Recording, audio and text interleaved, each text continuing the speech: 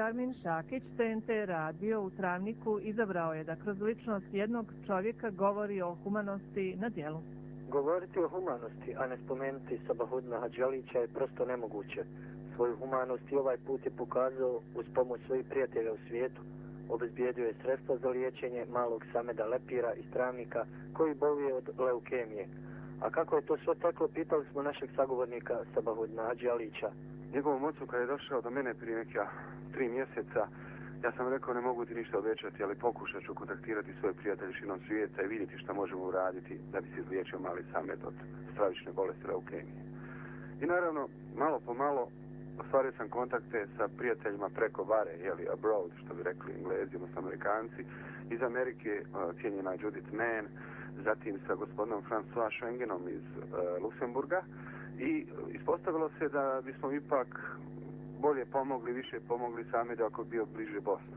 I malo po malo vremenom smo došli do toga da je François pronašao donatora.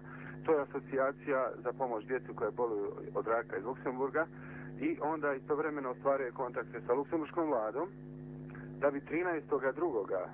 ove godine luksemburška vlada poslala avion po malog Sameda, njegovu porodicu i uspjeli smo obezbijediti sredstva u iznosu od 300.000 maraka, to je nego 150.000 eura. Mali Samed je sretan, veseo, zajedno sa ocem i majkom i sa starijim bratom koji će biti donator koštane srži prilikom transplantacije, se nalazi u klinici Sveta Ana u Beču i mislim da će negdje krajem aprila po završetku ove terapije Samed Lepir biti operisan i bit će izvršena transplantacija koštane srži. Za kraj ću citirati pisca dobitnika Nobelove nagrade Georgea Bernarda Shawa. Doživjeti istinsku radost života znači pridonijeti onom cilju koji sami smatramo veličanstvenim, biti snaga prirode umjesto da smo grozničave, sebične, sitne duše. Za Radio 27 iz Travnika, Armin Šakić.